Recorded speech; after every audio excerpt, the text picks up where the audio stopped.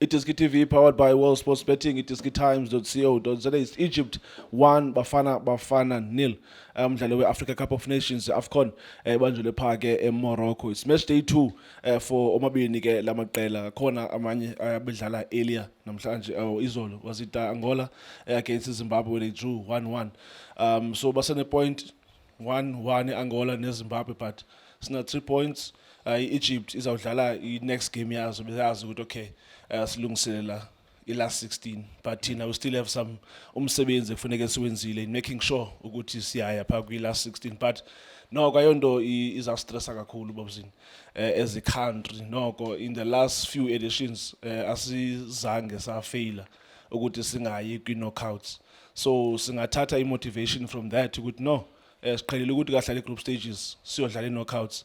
But umdlalo bese ubukela umhlobo wami before sithethe for the Christmas mhlobo wami Mr. Nkewu akhange asibuze nesize enhlobo zethu vele wasinika wathi nani ngibani nguwe lento uba lento inama size lesheni bobuzini nguwe mhlobo wami izinto azinama size ngiyacabanga ukuthi mara ke we are here siluzile bobuzini against Egypt. Yazi mina personally andithanda lose against North Africans, whether at club level or at national team level. And ubona umdlalo ukuthi bikhona tension ubona before kuphuma red card ifight ibisenzeka pha. Meaning that la rivalry between south and the north is a high, and ke enye team endibonayo ukuthi abantu bahlukumezile. Khona enye team yase Pretoria enxibo yellow bahlukumezile abantu base Egypt laba na. La team bobs. Ngathi ngiyazama ukuyibamba shey. Jobu grand. Shey right but unjani? Kudala ngagcina man. Ngicela nini? Ngithe mangibona nje ngibona ugcoka ijezi le-Arsenal ngasho ngathi angiboni sizawina la. Ilejezi. Ijezi lama-debut vele ngishiza ngathi angiboni sizawina. Uthasewina. Hayi wena uyathanda ama-debut Shane. Shane alright mara. Bekuphethe kahle iCape Town mfethu. Kumande Cape Town. Kumande Cape Town. Buzi Mr. Nkewu na yazi. Ngcono mawuhlonipha umsebenzi wazi ukuthi noma kuma Christmas Shane. Uyakwazi ukuthi ubook iflight ubuye back. Uzosebenza Shane. Ngiyabonga for lokho mngani wami. Ngiyanzelekile. Ithi ngibulise namachita la studio. Everyone lokhona Shane. Hola. Bobuzini. Siluze umdlalo mina benzisanda ukuthi ngumdlalo besingadeserve ukuthi siwuluze. I know ukuthi is that they don't mean everything ebholeni, because you might watch a game fancy ukuthi le ibileqwa team ina 3 shots on target, but le be defender. I mean le defender ina 3, le be attacker ina 1. Umuntu kayijonga istats akayibuka athi man beyileqwa most ultimately, but xa sewubukela umdlalo ubone ukuthi no, the team that was actually attacking hiyo bedeserve win umdlalo, but namhlanje second half that performance from Bafana as utsobe chilo besithi well done kubo for la performance. Ubone njani umdlalo wena overall namhlanje? Shane, the way usho ngakhona if boyibukele le game bese uma ithi half time kwaba khona la uphuthuma khona, uma bangakubuza ukuthi igame ucabanga ukuthi iphele kanjani bongasho ukuthi Egypt iwinile lo mdlalo. Uma ungabheka iFirst half the way bengakhona iFirst half even though bebangasi threat abadlali beEgypt, but uma ungabheka the way beba rotate ngakhona ngeball position bekukutshela ukuthi anything can happen because bebaligcina ibhola Shane. Ekugcineni kwabo i-midfield yethu benganayo creativity kokucala. uFoster is playing alone while ama winger ethu which is umdlalo ofana noMremi naApolis bebanga function. Uma ungayibheka Shane ukunga function kwabo abadlali sidlala nga 3 midfielders which is Umbatha, uTebza, uYaya. Akekho umdlali engathi mhlawumbe une creativity ukuthi angayojoina uFoster so that sikwazi ukuthi sikhona create ama chances sisho sithi sibambe inhloko nathi. It was difficult for midfield yethu ukuthi ingaba khona mhlawumbe nalawo ma forward pass going forward the way bebangakhona because ba dominate le midfield labadlali. Uma ungabheka i-team efana neEgypt Shane, the youngest player ku defense yabo umdlalo na 20 I think 27 years.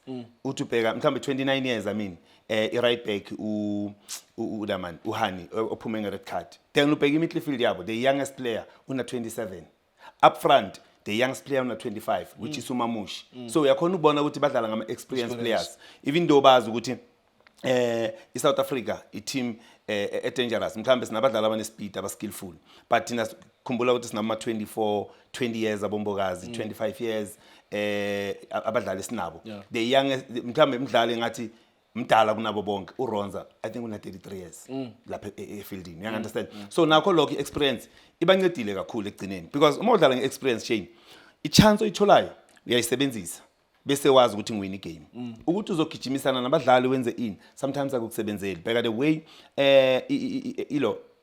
striking force sabo singakhona badlali 4-3-3 balila ngabadlali abafana nabo Mo Salah njengoba ngitshela ukuthi uMamushi was the youngest player but kunomdlali ngale ulo was it Trezeguet? I think uTrezeguet umdlali odlala ngale ku right uyo mdlali ngimbonayo bekamncane kulela winga umdlali obekade azama ukusinikeza inkinga kule side la kaMdawu but the quality umdawu anayo akazange mhlambe abe na something engayisho ku final third because uma ungabheka umdawu uwawinile ama battles amaningi while nangapha umdlalo ofana noMdawu bese umbokazi bebawina everything and I like the way Shane yazi umbokazi ngithe uma ngikhuluma la last week ngibatshela ngithi mina siyamdinga umbokazi simile la before idlale bafana bathi wakhuluma ngombokazi kwangathi mhlawumbe une experience Shane lo mfana lo une experience una 20 years but ushaya abadlali abaningi ngale experience anayo umbheke the way delay ngakhona decision making the way delay ngakhona ku opponent lamabhola bekawina kubadlali abafana nabo Asho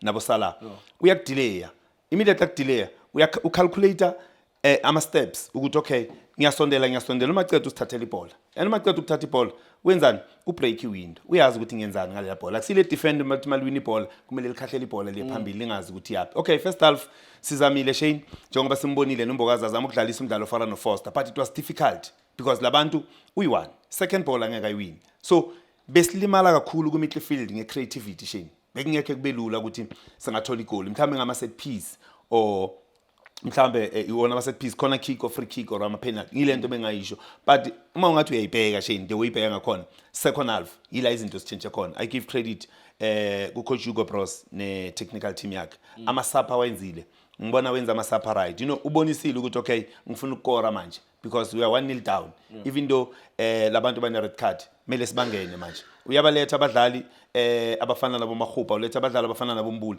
bese kadinga le creativity uma umbona letha abadlali abafana nabo Really nabo Mkwana so ufuna le energy ufuna sikwazi ukuthi manje sibangena kanjani Shane because siyakwazi ukuthi abadlali abafana nabo Mkwana bayakwazi ukwenza ama box entries nayo Really uyakwazi ukwenza ama box entries but unfortunately azange silithole Shane look equalizer so angisoli kangaka Shane the way sidlala ngakhona first second half I think second half sithumele yonke into esithumelayo unfortunately azange nama chances sizamile ukuthi singawathola so sihlulekile Shane ukuthi singathola equalizing goal Shane those subs ezenziwe second half bobuzini Relay Mofokeng Siphombule Mkwana Maghupa what would you say njengoba sinike yona second half as coach Hugo Bros kawucinga mhlawumbe Hugo Bros obviously we are looking for a goal but some of them Mofokeng Mbule did they live up to the expectations coming in the second half? Did they change the game for us?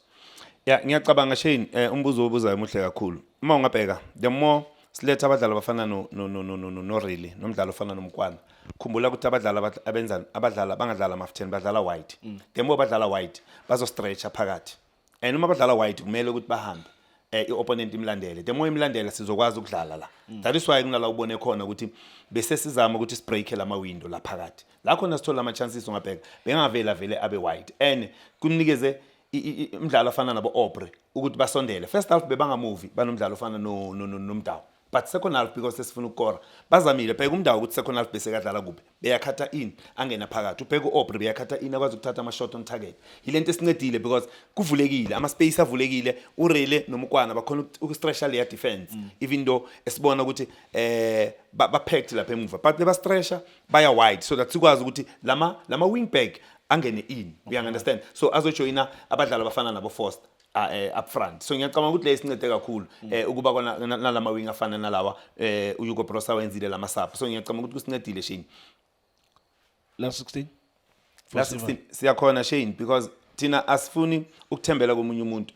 bana -1 -1 abantu abaku number 3 and number 4 thina already sina 0 kusho kona ukuthi thina sine upper hand into emele siyenze ukuwina because I don't think ukuthi team efana neAngola if thina siyawina ingashaya Egypt heavy score mhlambe kungenzeka because ifootball eshayini angeke kwazi but thina into emele siyenze singalindi ukuthi ubani asenzele favor kumele sizilele i-team efana neZimbabwe even though ngazi ukuthi angeke kube lula shane but ama South African into engifuna ukuyisho bangakhali kakhulu I think ama decision awenziwe especially ngeVAR ama decision right shane there was no penalty kulela bhola elibanjwe ngesandla because umbuzo uthini bekafuna ukubamba ibhola or beka balance umdlali beka balance isandla siphansi isandla ibhola ihambe ya isandleni and number 2 le bhola beya wide shane bengayi kuyokora uzothi mhlambe istope igoli lela bhola so it's not a penalty shane but a red card yaka Sailor straight ilo penalty yaka Sailor I mean it was a penalty shane it was a penalty but if Bobo uSailor won the ball ibhola ipha yes there is the contact but the ball is there most likely akazofika la ball uyisaphi isandla ebusweni uzomlimaza so uyisaphi isandla ebusweni somunye umdlali because uzomlimaza shane phela ukhumbule ukuthi from here kuya ngapha ipart sensitive akumelanga that is why sometimes uma ungathi ngeelbow it's a straight red and lento le ngikhulume ngino Mr Nkewu la before iqale AFCON ngathi into ekumele siyinake kakhulu ngeVAR abadlali izu2 phela ukuthi sibe discipline because if uSailor ngimentionile ukuthi abadlali abafana nabo Sailor badlala ngezandla most of the time it might happen to ukuthi iVAR izobeka ipenalty nalento ukuthi mhlawumbe ufuna ukuba aggressive nala kungabi khona nginike example ngomdlalo ofana noMbokazi uMbokazi bheka ukuthi udiscipline kangakanani yilo muntu esimbona amadlali ku-CAF Champions League simbona Gurash enza thatha ama decision angathi mhlawumbe ngoba kuna VAR but now understand iluboy ukuthi okay la ngidlala khona kune VAR sometimes kumele ngibe calm ngamani always ngibe aggressive nala kungafanelanga ukuthi ngibe khona because iVAR ingahle mhlawumbe isinikeze problem so asithembe shane ukuthi bazowalungisa ama mistake afana nalabo abadlali abafana nabo Sailor ukuthi izandla zidlala ibhola shane you must try by all means ukuthi especially mase boxing lakho ukuthi mangabe uwina ibhola abafawule wena ke because ibhola uliwinile unlike ukuthi uzobeka isandla ebusweni bomunye umdlali yabona ukuthi sesiba senkingeni ngalendlela Bobson thank you so much for your analysis besibukele naye ke bobo lo mdlalo we-Egypt nabafana Egypt they are through ke bona ke kwi last 16 bafana still needs to play a game against Zimbabwe on Monday umdlalo ubaleke kakhulu lo for bafana I think they just need a draw or a win in order ukuthi basibekele indawo kwi last 16 remember there's also bobo la best third team finish third remember because it teams Zimbabwe 24 we need 16 teams groups is group up until group A group B group C 4 groups right mngani I think spell out group F if I'm not mistaken Shane asiwini game eZimbabwe le ndaba ukuthi kumele sidraw sithi abanye uma ingawina iAngola ku Egypt ina 4 points you understand so I mean izobe ina 4 points that's now many points if siya lose thina siyoba sina le 3 points Shane asiwini game yethu sibe safe sambe siye kula 16 Thank you so much Egypt 1 Bafana 0 thank you so much for watching iDiski TV Sharp kunjani bafowethu igama lami uLindo Pep the best analyst in the country please don't forget to subscribe to iDiski TV danko This is Bongani Benedict Vilakazi they call me so niyazi bafethu ama coach for life they are back in winning ways please siyacela ukuthi subscribe iDiski TV